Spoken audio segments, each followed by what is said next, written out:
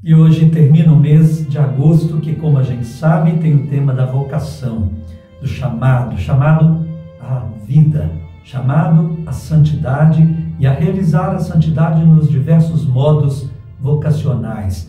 O modo vocacional de realizá-la em família, constituindo famílias bonitas, santas, que seguem o ensinamento de Cristo, esposos que se amam de verdade, filhos educados na fé, para o amor, para a cidadania, para construir o bem.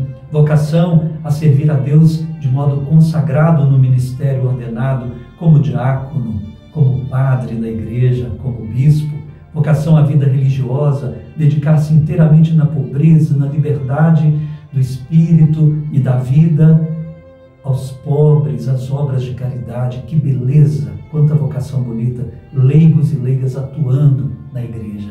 Você falou para as pessoas sobre vocação, ajudou seus filhos a saber que existem diversos chamados, diversos diferentes modos de realizar a santidade e de verdadeiramente ser feliz? Tomara que sim. Continuemos falando. Vamos ao Evangelho de hoje, Lucas 4, versículos de 31 a 37. Invoquemos o Deus da palavra, em nome do Pai, e do Filho, e do Espírito Santo. Amém. Naquele tempo, Jesus desceu a Cafarnaum, cidade da Galileia, e aí ensinava aos sábados. As pessoas ficavam admiradas com o seu ensinamento, porque Jesus falava com autoridade. Na sinagoga havia um homem possuído pelo espírito de um demônio impuro, que gritou em alta voz: "O que queres de nós, Jesus Nazareno? Vieste para nos destruir? Eu sei quem tu és o Santo de Deus." Jesus o ameaçou, dizendo: "Cala-te e sai dele." Então o demônio lançou o homem no chão. Saiu dele e não lhe fez mal nenhum. O espanto se apossou de todos e eles comentavam entre si: "Que palavra é essa? Ele manda nos espíritos impuros com autoridade e poder, e eles saem." E a fama de Jesus se espalhava em todos os lugares da redondeza. Palavra da salvação, glória a vós, Senhor. Ontem nós vimos que Jesus estava na sua terra natal e não foi recebido lá. Um profeta não é recebido na sua pátria, porque as pessoas que o conheciam ficavam escandalizados que alguém de origem tão humilde, alguém tão conhecido deles, pudesse ser portador da palavra libertadora, da palavra que produz vida, da autoridade e do poder de Deus. E muito mais ainda ficariam quando ele se revelaria como o verdadeiro Deus. Agora então ele vai ser profeta em terra que não é a dele, está em Cafarnaum, e começa a mostrar que nele repousa a autoridade do Deus vivo. Ele fala com autoridade, ele fala como ninguém jamais falou. As pessoas percebiam que estão diante de alguém extraordinário. Vão perceber ainda mais quem é ele à medida que o forem seguindo de coração e abrindo os seus corações a ele. O seu poder, a sua palavra promovem vida, geram liberdade, porque vem da autoridade do próprio Deus. Deixar Deus ser Deus. Aí a autoridade que Deus tem sobre tudo, sobre a vida, sobre o amor, sobre o mal, inclusive, sobre as doenças, vai se manifestando.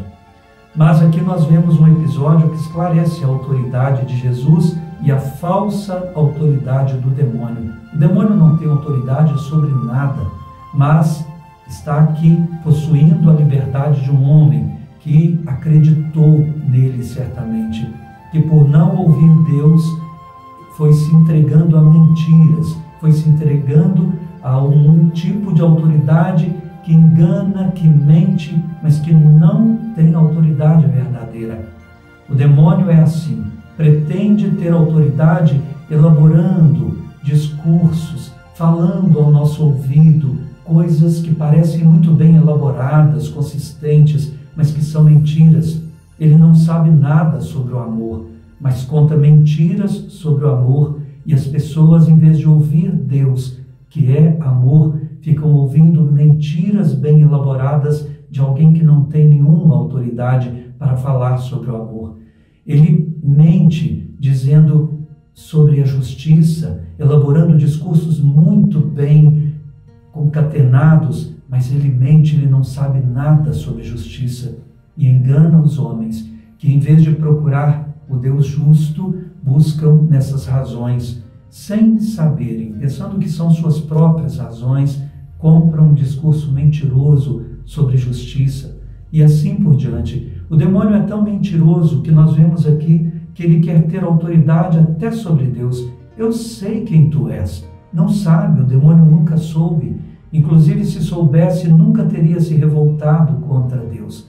Por não saber e não querer saber e voltar-se para si mesmo, se tornou treva absoluta e densa, que engana e vive no engano.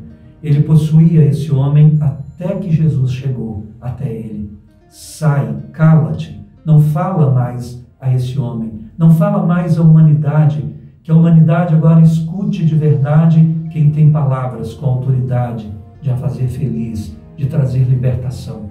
E que alegria foi aquele homem lançado no chão, porque o demônio faz isso mesmo, lança a pessoa que acredita nas suas palavras mentirosas no chão da vida, no chão da existência, mas não pôde mais fazer-lhe nenhum mal. Nasceu de novo aquele homem, pela palavra, pela autoridade daquele que fala com palavras de autoridade e poder. Meus irmãos, a quem andamos ouvindo? Que discursos andamos comprando por aí?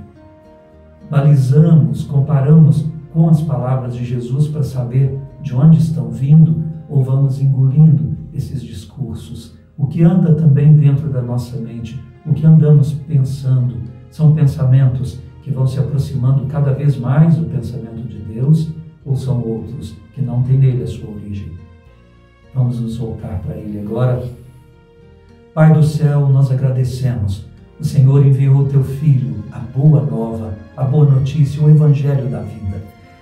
Deus, nós queremos ouvi-lo para que a autoridade do Senhor, que vem por Jesus, nos atinja, nos libertando das mentiras sobre a vida que nós compramos, sobre o amor, sobre as pessoas, sobre o não perdoar, sobre o viver para nós mesmos, sobre até o sofrimento, sobre que o Senhor não nos amava quando nós sofremos. Senhor, liberta-nos dessas mentiras pela palavra de Jesus. Dá-nos agora respirar esse ar de vida nova que vem pela escuta atenta e pela prática da sua palavra, para enfim vivermos essa autoridade que comunica alegria. Por Cristo nós pedimos, Pai. Amém.